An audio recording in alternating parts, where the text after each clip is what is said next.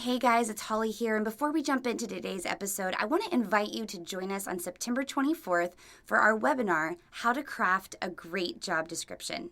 Go to westaffthechurch.com, that's westaffthechurch.com to register now. Church leaders need intentional development to help them discover their capacity. When studying leadership, it can be easy to stereotype people with large numbers. The truth is, some people have an innate ability to think, inspire, to get. Pastors just often want to overthink it and would put a plan together. And whatever your plan is, it's going to be irrelevant by the time you launch it. Stop thinking about it and start doing it.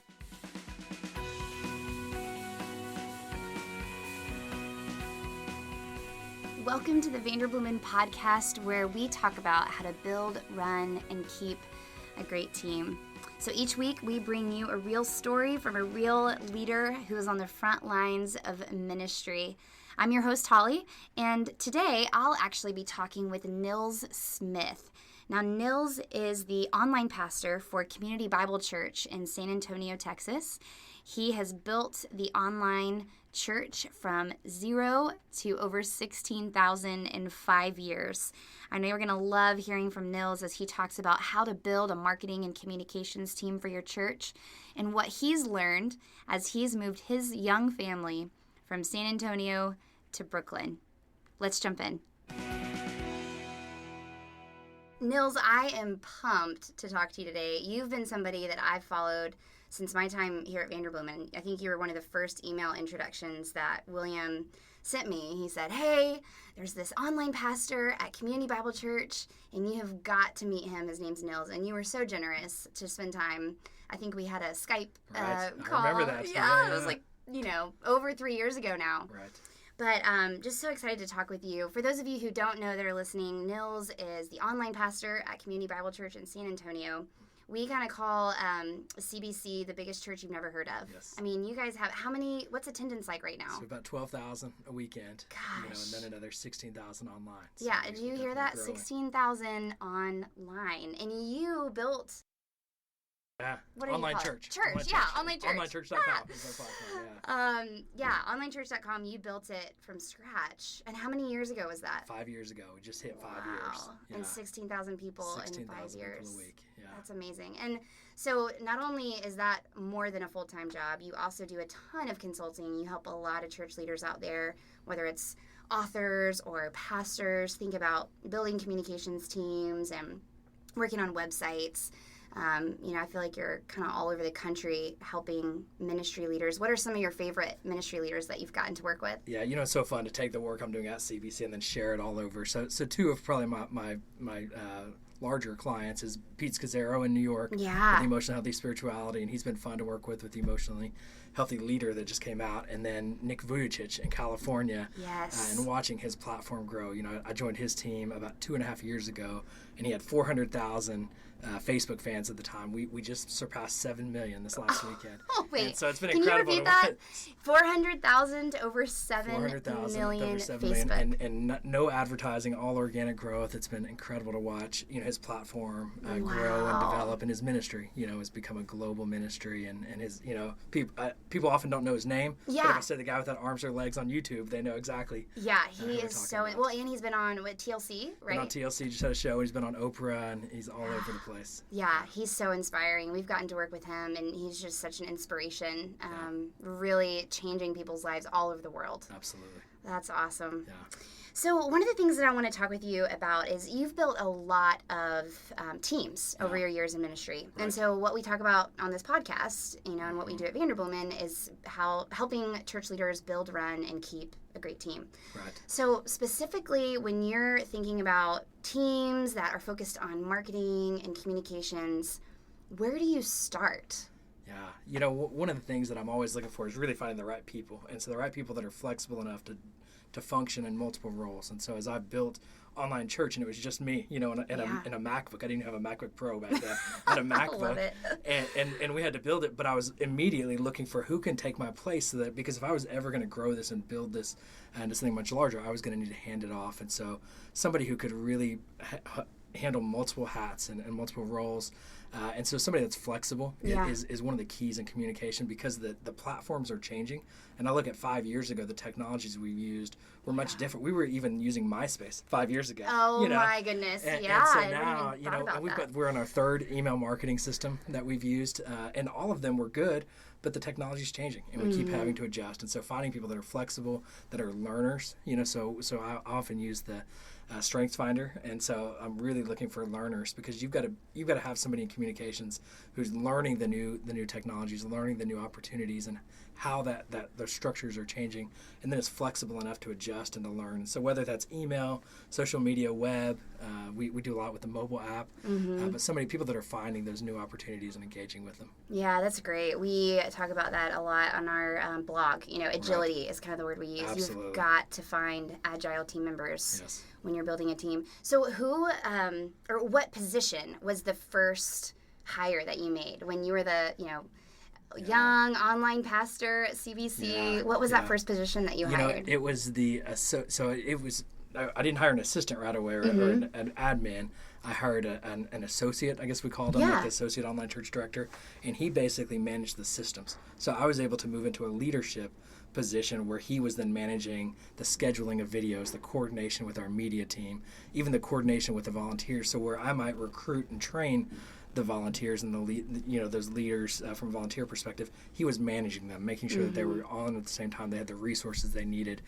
So having that position filled, and then that individual ended up transitioning, and so they managed a lot of our social media, posting, scheduling, and they've moved into a leadership position as our online church director since then. Oh, that's so neat. And how many people are on your entire team now? So it's 4-ish. It changes all the time. Part of our culture at CBC is constant change, and so that's part of the flexibility needed at the church. But we've got an online church director. We have a social media manager. We have a web manager. So website, mobile app, Roku, and all that is under that position. And then our most interesting new hire is she is my admin assistant, but her primary roles are digital receptionist. So we have a chat box on our website where it's like, how may I help you? And she is chatting with people. And so all throughout the day, she's chatting with people, and even on the weekends, we have designated times that she's on. That's awesome. And that's our new front door. So she's making about 500 ministry touches a week, chatting with people before they even come. So typically people go to a church website looking for a phone number to call. Yep. Well, they don't have to call a phone number because there's already somebody there to talk to them, help them right there on the website. That's really, really cool. And so how do you know when it's time for you to add to your team, especially with communications and marketing?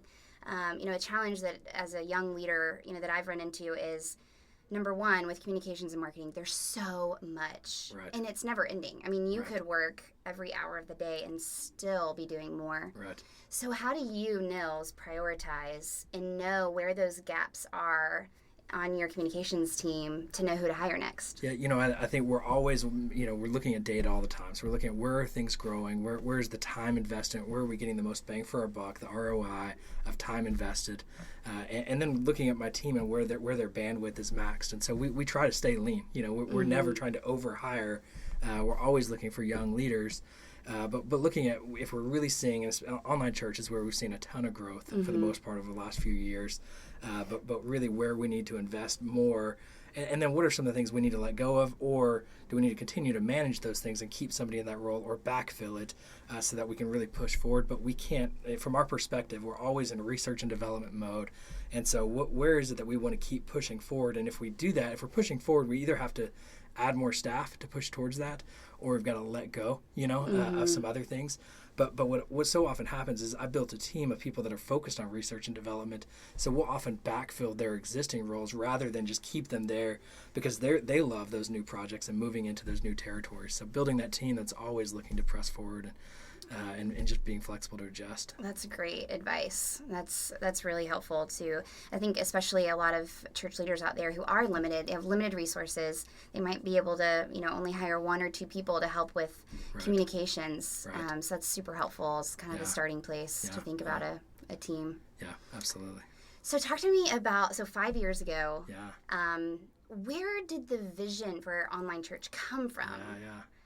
Like, was that your idea? Was it, your pastor's idea? Like, where did it come from? So there's a lot of moving parts to how it all began. And so I'd gone to online seminary, which is where I really kind of got my feet wet with discipleship, because I was growing so much spiritually and deepening relationships with my classmates and professors online at Rockbridge that I really began to see the opportunities through technology. And then naturally, I was a youth pastor, and so I was using technology to connect with students simultaneously. So what I had done in ministry is I started live streaming and just experimenting with technology, getting my feet wet. But one day, Robert Emmett and Chris Emmett and I met at seminary. Oh, neat. I didn't realize that. Yeah, so we were classmates, and we'd gotten to know each other, so we'd gone to coffee locally.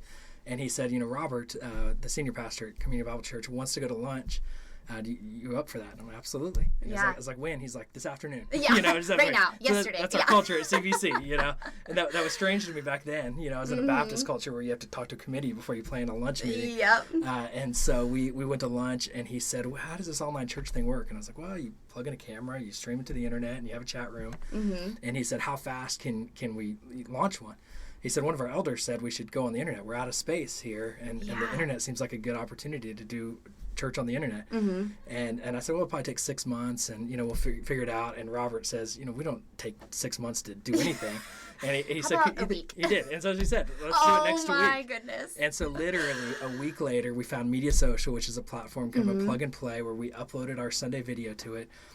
Our elder team, and a group of leaders gathered in a conference room, pushed play, updated our Facebook status, had 500 people join us. And 500 people just because of Facebook, Wow, They updated their Facebook status.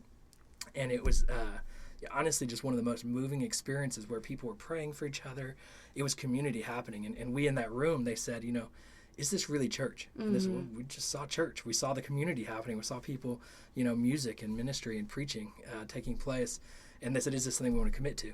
And what they meant by commit to, do we pay $100 a month for Media Social to use a video we already had? And then what it meant is hiring me. So they said, yeah, we'll hire you, but can you work for, a minimum for 3 months? They gave me a 3 month, like you would come on a trial basis. And it was such a cool opportunity that I was ready, to jump on. So 90 days in, they said, yep, let's keep going. And we just kept going, and it just kept growing. Later. And now 5 years later, we're continuing, 16,000 people. We've got 750,000 people on our Facebook page now, and touching over 1 million people a week in different ways through social media, and it's been a great ride. Wow, that is amazing. Yeah. So where are the people who tune in? Are most of them in Texas? Are they international? I mean, where's the audience coming from? It's interesting. So over half the audience is outside of the United States, and so we're seeing really a global audience that's come. A lot of that is through online advertising and Facebook and the engagement that's happened there, but. And then, we just started live streaming. So we'd always done simulated live experiences on there. But live streaming, we're seeing more local. So people that are traveling and out, couldn't come to church physically, really enjoyed that live stream opportunity. That makes sense. Yeah. What advice would you give to pastors who are listening who they've heard about, whether it's online streaming or building online church for their own church, or, whatever that might look like, but they know that they need to get their content out there on the web, to build the kingdom, to reach more people. What is kind of the key advice for a starting place that you would give those pastors? I would say, and I don't know if it's a starting place, but it's stop thinking about it and start doing it. So pastors just often want to overthink it. They would put a plan together, and whatever your plan is, it's going to be irrelevant by the time you launch it. And so you really just have to jump in.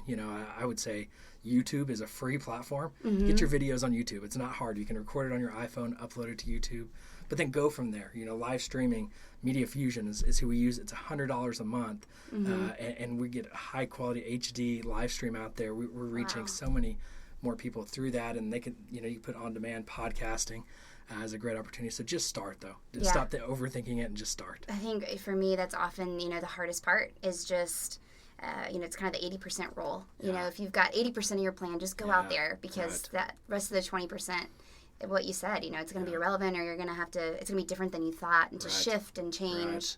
I feel like it's kind of been our theme of our conversation is, flexibility. Yes. So Nils, one of the most exciting things, well, at least maybe because I've been living vicariously through you, is that you just moved your family, a year ago from San Antonio, Texas to Brooklyn, New York. Yes. Why did you guys decide to do that? We're just living a dream, that we've had. My wife and I, when we first started dating in college, went on a mission trip together to Brooklyn, New York.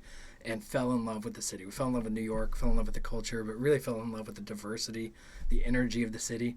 And so it was kind of a lifelong dream, and we decided we've got young kids, and if we're ever going to do it, now is the time. And CBC has been so generous to allow us some flexibility for a couple of years to live that out and experience it, and the lessons learned have been tremendous. Oh my goodness. So one of the things that we talk a lot about on our team here at Vanderbloemen, whether we're working with our church clients or our candidates who we're talking to about positions, is the difference in ministry from New York to California, from Texas to Ohio.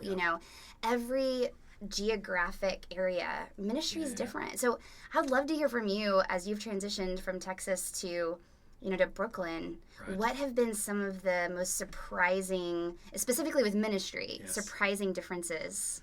Yeah, so there's two ministries that I'm really heavily involved in there, or been around. And so the one that I'm serving is Emotional Healthy Spirituality, which is a ministry formed out of New Life Fellowship in Queens, New York. Yeah, great Queens, church. Yeah, so Queens is like the most diverse, it's not like, it is the most diverse area in the world, as I understand it. So 70% of the people that live in Queens were born outside of the United States. No city can even say that they were born outside of their state in the country, but it's so diverse there. And so their church is located on Queens Boulevard. And, they've got about 2,000 people there from all different cultures and ways of life. And so watching a truly diverse church, how they function, how they're organic in nature. I'm used to extreme structure and what I prefer, but seeing how beautiful, the kingdom can look as people, are gathering from so many different ways of life. And I think the necessary flexibility that comes with that. And then the other thing that I've learned from them at EHS, Emotional Healthy Spirituality, is how important it is to be direct. And so even in Texas, born and raised here in Texas, I am used to passive conversations, avoidance. My struggle with communication is You have to ask, avoiding. how are you? Yes, even you have if to you ask. don't expect an answer. Yes. And small talk is a part of our culture, and they're very direct, and they're very direct too in just being honest of, why'd you wear that shirt? It looks stupid. What are you thinking right now? Or if you if you ask them how was the sermon, they'll tell you it was not a good sermon. Where in Texas, we would never tell the pastor that the sermon sucked. So it's just a different culture there. And then Trinity Grace is the church in our neighborhood that we're attending, and it's such a unique, organic community. There's it's hard to describe. They take communion every week. Their meet and greet is like 15 minutes long, and that freaked us out. At first, it's like, so they really expect us to talk to somebody, have a real conversation. The lights are fully on, and it's a very They focus a lot on local art. I know, artists being supported in the church. Absolutely, and it fits those cultures. So Trinity Grace wouldn't fit in the middle of Queens, where New Life is. And so the differences of culture, just even in New York, but just globally, because you've got so many people coming from all over. And so I feel like Trinity Grace is a gathering of people coming from within the United States to New York, where New Life is with outside the the world, coming into New York. So it's really interesting cultures, and the way they interact, the way they experience community together. It's a beautiful thing, but it's different than what we're used to in Texas. Yeah, that's so cool that already so quickly you've seen that difference within the two very different communities that, they're probably only really a few miles. Might take you a long time on the subway to get there between boroughs, but, they're really not that far from each other, but how they're really focusing on, building the kingdom specifically in their community and how that looks different. That's awesome. What advice would you give people out there who are, thinking about moving their family across the country for a ministry position? What are some things that you and your wife have done with your kiddos, with, communicating the transition, or things that you've learned that would be helpful to those that are listening who feel like God might be calling them to a move, but they're terrified because it's a huge change. I think about it, just in marriage, big changes can be really tough. And so early on in my wife and I's marriage, we moved here to Houston, and it was a decision that I wanted and I made. She was okay with it, but she wasn't excited about it, and that was very challenging for us. And honestly, the move was very difficult. Just there were so many changes in the process, and so New York being something that she was very passionate about, we talked about for years. We prayed about, worked through a process. We like change. We like, even for our kids, we wanted to keep them flexible, but we really, we had to be on the same page with that change and process through it together. And it was a decision that not one of us made and dictated to the other. It was a decision that we made collectively. Yeah. And she, honestly, she had to nudge me and push me. But I needed that, in those times because I was scared to really step out in those opportunities. Yet at the same time, I really felt like God was pushing us towards that. I just was fearful of that change. And so I was appreciative of how we were able to do it together. And then for our marriage, it's been so healthy as we process this one differently than our first move. And the other one was just 200 miles away. Yeah. This one was much bigger, but it's been much better and much healthier for our family. That's great advice. And then what about over your kids? How did you guys talk about when and what you were going to communicate to your kids about the move? We waited till pretty late on. And your kids are? We've got a 6-year-old and a 3-year-old. Okay, 6 and 3. So they were, and it was about a year ago that we moved. So our oldest, my wife was transitioning to staying home. So she was a teacher when we were in San Antonio, and so our oldest was going to go to kindergarten, and so we kind of had to prep her for that. But we were still going through the process of the church until pretty late in the game, communicating it out. And so we didn't want to tell our kids so that they would tell people, and so they didn't know till pretty late on. But we gave them, we just started talking through. Here's what New York's going to be like, and here's when we're going to come back consistently. And so one of the things I've been able to do, I travel back to San Antonio once a month, and I'll bring one of my daughters each of the trips. Oh, that's great. So they've been able to go back and see family and friends. Those trips that they come back with me. So they haven't totally disengaged from Texas, but. Really, the experience is so much for them, and for them to see different cultures. The schools have been tremendous, and so that opportunity for the kids, but really pushing them into those experiences and encouraging them into what we want them to see and experience for this, because we believe this is shaping them for a long time. Absolutely. That we didn't experience ourselves. We're grateful for the upbringings we had, but we want something unique and different for our kids, and that's the biggest reason we made the decision to move. Yeah, that's so cool. I love the boldness that you guys have. It takes a lot of courage to, move your family to where you feel like God's moving you to. That's a city where, there is a lot of, it's a hard place to live. It's not an easy place to live, but you guys have made that decision, and it's just so cool to, live vicariously through you. When I see pictures of you on Facebook with your kids in Prospect Park, like, not fair. I love it. I appreciate there are so many things about it, and we, sometimes I feel like I've got to tell my wife, like, we need to post some honest pictures. Like the mice that are running around on our floor, and we have a 700 square foot apartment that costs more than our 2,700 square foot house in Texas, and there's some challenges with it, but we're living in a brownstone, and we have a family from France that lives below us, so cool. And a family from Boston below us. Neither are Christians. Both of them, families cuss like crazy around their kids, so we've got earmuffs all the time on the kids, and but what they're learning in that, has been so fun, and getting to know the family from France and their perspective, and even struggling to speak English with them. It's so different and so unique, and so I don't know that we'll be there forever. Our plan is 2 years, but it has been a great experience for our family. So Nils, tell us what you're up to lately. So I know I've seen online you've got a couple of different projects going on right now.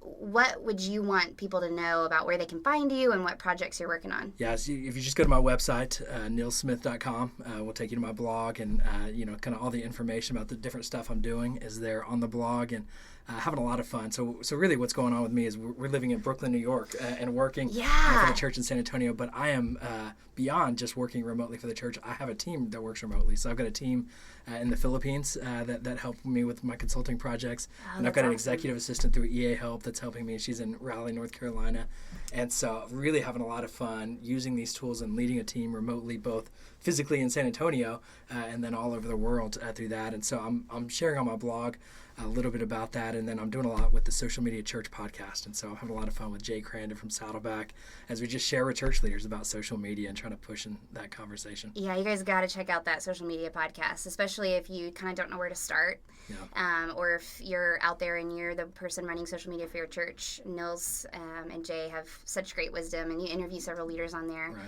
To talk about social media best practices. Well, we always like to do, kind of these quick questions. So I have a few questions I want to, first thing that comes to your mind. Okay. So what books are you reading right now? Yeah, Exponential Organizations. It's a fantastic read. Yeah. Awesome. Yeah. What's the favorite app that you've used lately? Periscope. I'm loving Periscope. I've seen you on Periscope. That's great. Who is the biggest leadership influence that you turn to in your life? John Maxwell has been my go-to for the last 10 years. Yeah. You can't go wrong with John. Yeah.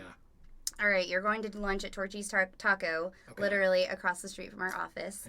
Yeah. Do you pick the seared tuna, or do you pick the trailer with trashy style, which, for those of you that don't know, that means you remove the lettuce and you add queso. Ooh, so which taco are you going with? Almost always seared. I've never been there, but it sounds like the trashy taco is the way to go. Oh, yeah, it's delicious.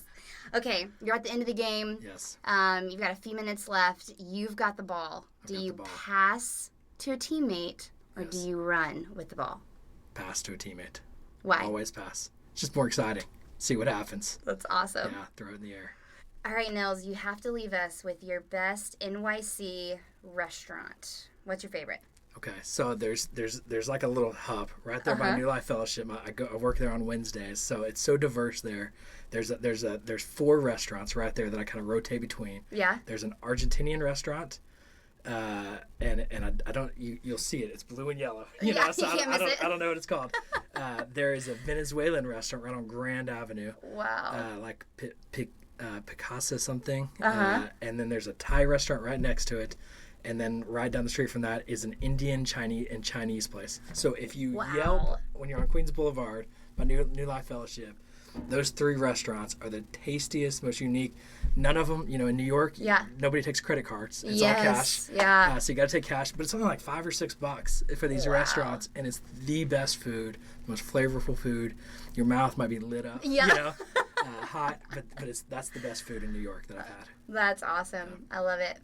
Well, thank you so much, Nils. This has been This was fun. Yeah, such a great conversation. Always love hearing from you and what you're learning. I appreciate it. And can't wait to see what's next for you. Thanks for listening to today's podcast. You can connect with us on Twitter at Vanderbloemen SG and hashtag your key takeaways with hashtag Vandercast.